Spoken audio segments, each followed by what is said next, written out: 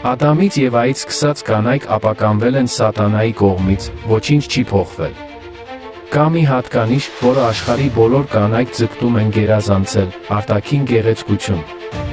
Կանխատեսվում է, որ գեղեցկության անձնական խնամքի շուկան կգերազանցի $677 միլիարդ 2025 թվականին։ Կզարմանաք, եթե իմանաք, որ շատ կարևոր հատկանիշներից մեկն այն է, որ կանանց սատանայի մասնաբաժինը արտաքին գեղեցկությունն է։ Կա նա ընդհանուր անկում, որը կիսում են կանայք սատանան։ Կցանկանայիք գուշակել կրկին արտաքին գեղեցկությունը։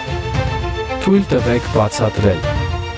Եվայի անկումն իր ընդհանուր էության մեջ այն էր, որ իր արարչին բարձրացնելու փոխարեն նա բարձրացրեց արտաքին գեղեցկությունը։ Տեսնում եք, Եվան իմաստություն էր փնտրում։ Եվան տեսավ, որ ծառը գեղեցիկ է, նրա պտուղը համեղ տեսք ունի։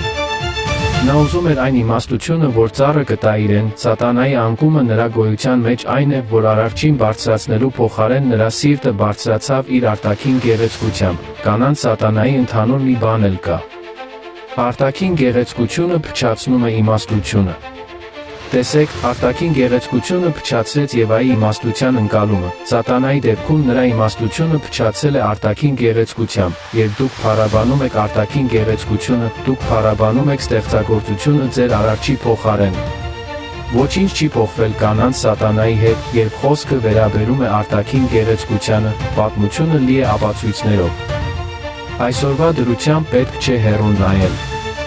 Սոցիալական մեդիան լցված է կանանցով, ովքեր փառաբանում են արտաքին գեղեցկությունն ու գոռում բացված իմաստությունը։ Աշխարհի բոլոր միլիարդավոր կանանցից անուն տվեք ինձ մեկ կնոջ, որը չունի ունայնություն։ Ունայնությունը եբրայերեն հևուա, ում նշանակում է երկրային իրերի անցողիկ բնույթը Աստծուց դուրս իմաստ փնտրելու անիմաստությունը։ Ծանոթ է հնչում, արի տակ ոչ մի նոր բան չկա։ Եզեկիել 28 հատված 17 արամեերեն Աստվածաշունչը պարզ անգլերենով պատմում է սատանայի նրա գեղեցկության մասին։ 17 Որովհետև սիրտդ բարձրացավ քո գեղեցկությամբ, քո իմաստությունը փչացավ քո գեղեցկությամբ։ Ես քեզ գցեցի երկիր թագավորների առաջ, ես քեզ տվել եմ նրանց, որ տեսնես։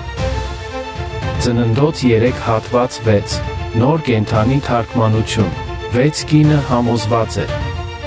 Նա տեսավ, որ ծառը գեղեցիկ է, նրա պտուղը համեղ տեսք ուներ։ Նա ուզեց այն իմաստությունը, որ այն կտա իրեն, ուստի նա վերցրեց պտուղներից կերավ։ Այնուհետ նա տվեց իր ամուսնուն, որն իր հետ էր, նա էլ կերավ։